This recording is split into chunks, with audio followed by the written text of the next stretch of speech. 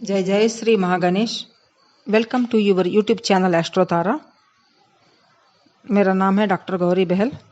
I am palmist, astrologer, numerologist and tarot card reader.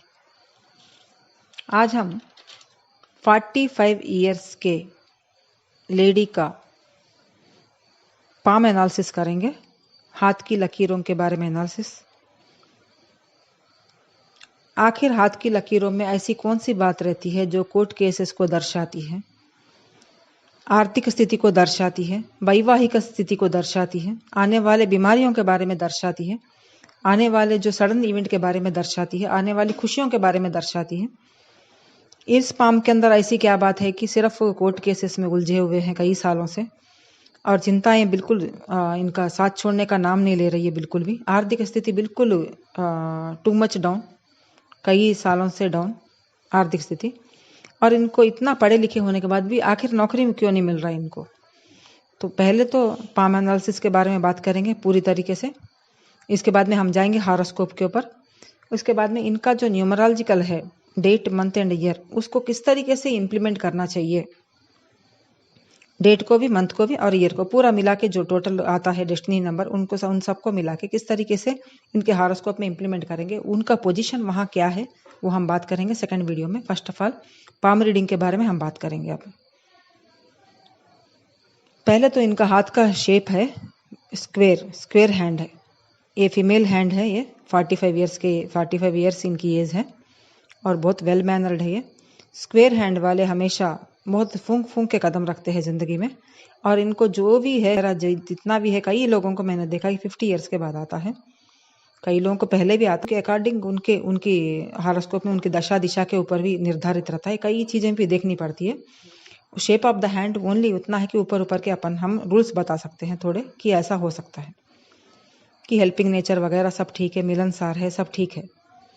इनका अगर fingers के ऊपर हम आएंगे तो जुपिटर फिंगर से भी ज़्यादा अपोलो फिंगर जो है, इनका रिंग फिंगर, वो थोड़ा लेंथी है। तो अथॉरिटिव नेचर तो है इनको, और इनका बात करने का अंदाज सब ठीक है। बट क्या अपोलो फिंगर के नीचे माउंट भी इनका ठीक है, ये भी तो देखना चाहिए हमें। ये पूरा होने के बाद आते हैं अब उसके ऊपर जो खड़ी लाइनें हैं।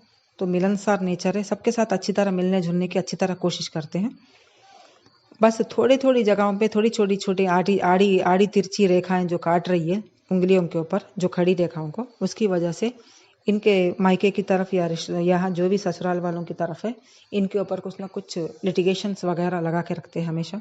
कुछ ना कुछ इनके ऊपर ही कुछ ना कुछ ये न्यूट्रल रहने की कोशिश करते हैं हर जगह पर, लेकिन इनके ऊपर ही कुछ ना कुछ ब्लेम रखने की या निंदाएं रखने की या कुछ ना कुछ लिटिगेशन वगैरह इनके ऊपर डालने की कोशिश करते हैं वो। ये जो भी है इनको समझ नहीं पाते बिल्कुल भी इनकी मन की भाव। अब मेर्क्यूरी माउंट के ऊपर आते हैं। मेर्क्यूरी माउंट के ऊपर लाइनें हैं, बहुत अच्छी है, साफ सुथरा है, और मेर्क्यूरी माउंट भी बहुत अच्छा है, उभरा हुआ है। कम्युनिकेशन स्किल्स अच्छे हैं, 2-3 लैंग्वेजेस में इनका अच्छी पकड़ है इनको, और कम्युनिकेशन से बहुत बढ़िया है। किसी को भी समझाने का तरीका भी बहुत अच्छा है इनका, लेकिन इनको नहीं समझ पाते हैं इनके ही घर वाले, इनके ही रिश्तेदार। और उनके ऊपर जितनी भी लकीरें हैं वो कुछ ना कुछ, कहीं ना कहीं हम रिसर्च ओरिएंटेड रहते हैं, कहीं ना कहीं अकल्ट साइंस में भी इनकी अच्छा इंटरेस्ट है, इनका बहुत अच्छा है इनका। कुछ ना कुछ सीखते रहते हैं नया, कुछ ना कुछ बनने की कोशिश करते रहते हैं, कुछ ना कुछ नया सीखते रहते हैं। आखिर इनका जो विद्या लाइन है, जो भी स्टडी लाइन है, वो बहुत ही अच्छा है, अनइंटरप्टेड है इनकी ज़िंदगी में। बिल्कुल भी इनकी ज़िंदगी में किसी भी प्रकार का कोई बाधा नहीं आया। ढंग से इन्होंने पढ़ाया लिखा, और उसके बाद ये बहुत अच्छी जगह पे अपनी नौकरी तलाश कर रहे, कई सालों से नहीं मिला बिल्कुल भी।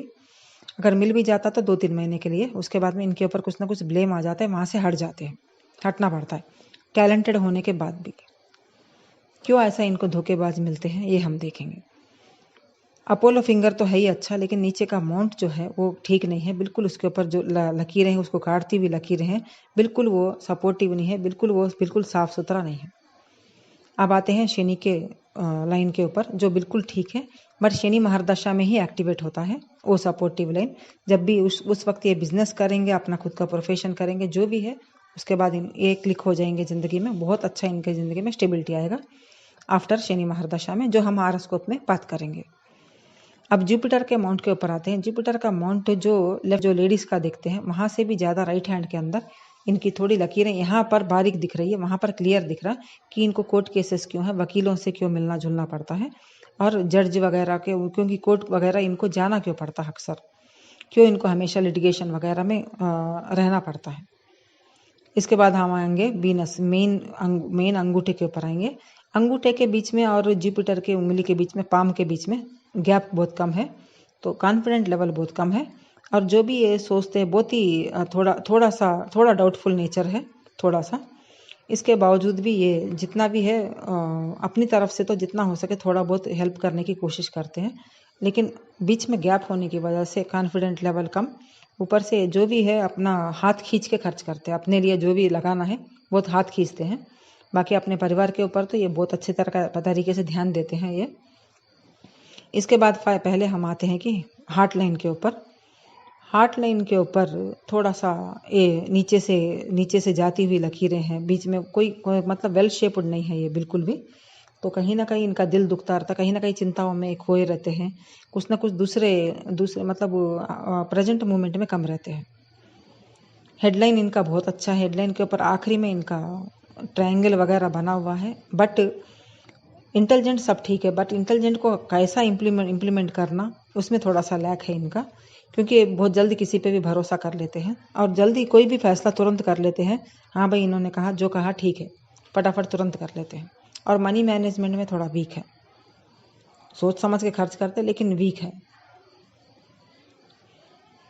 अब हम आते हैं लाइफ लाइन के ऊपर, बाद में फेट लाइन के ऊपर जाएंगे। पहले तो वीनस के माउंट के ऊपर हम आएंगे पहले, उसके बाद में लाइफ लाइन। वीनस का माउंट अगर हम देखेंगे तो पूरी की पूरी हॉरिजॉन्टल लाइंस बहुत ज़्यादा है।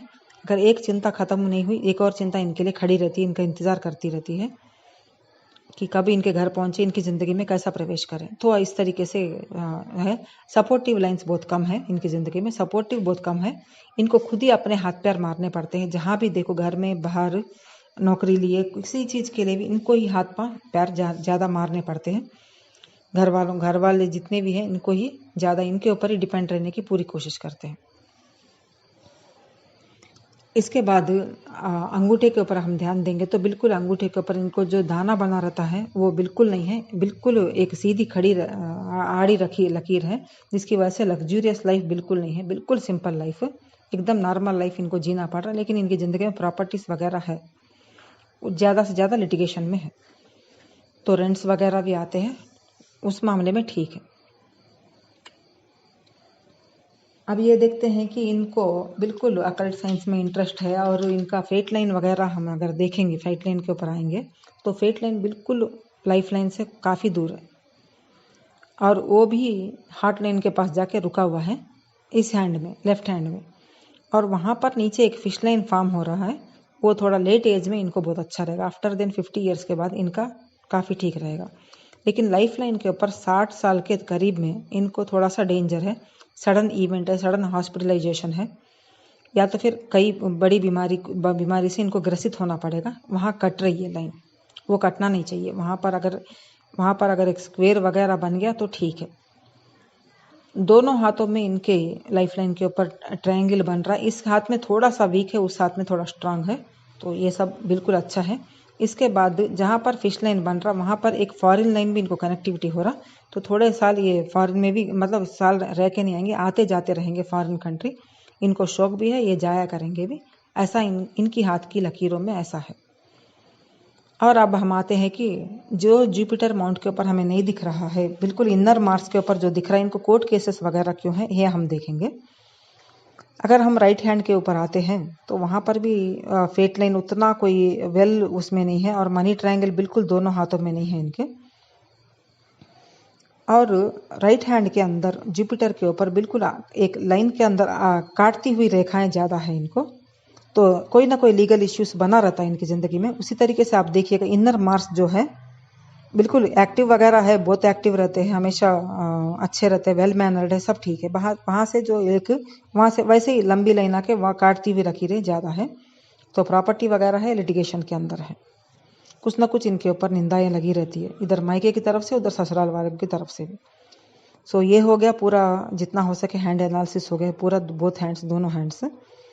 सो अब हम आते हैं सेकंड वीडियो में हॉरोस्कोप के ऊपर। उसी तरीके से न्यूमरोलॉजी को किस तरीके से इम्प्लीमेंट करना चाहिए, कैसा रिजल्ट निकलता है। न्यूमरोलॉजी और एस्ट्रोलॉजी में अगर अच्छा लिंकअप है, सपोर्टिव अच्छा है, तो बढ़िया लाइफ रहता है। और इनका जितना भी है फेट लाइन और यहाँ पर अपोलो फिंगर के नीचे जो लाइनें हैं, बिल्कुल भी जॉब के लिए सपोर्टिव नहीं है। ये थोड़े 1-2 सालों के बाद अपना खुद का कारोबार करेंगे। सेल्फ प्रोफेशन जो जिसमें भी रहेंगे, इनके लिए बहुत अच्छा रहेगा, क्योंकि ट्रायंगल्स वगैरह अच्छे हैं। कुछ ना कुछ पढ़ते रहेंगे अपनी पढ़ाई के ऊपर, कुछ ना कुछ अच्छा ध्यान में, नॉलेज में ये जरूर इनका झुकाव रहेगा। कुछ ना कुछ एक नॉलेज के थ्रू गेन करते रहेंगे नया। मेरा नाम है डॉक्टर गौरी बहल, और इस चैनल को सब्सक्राइब, लाइक एंड शेयर कीजिएगा और बहुत सुंदर कमेंट कीजिएगा। Thank you so much.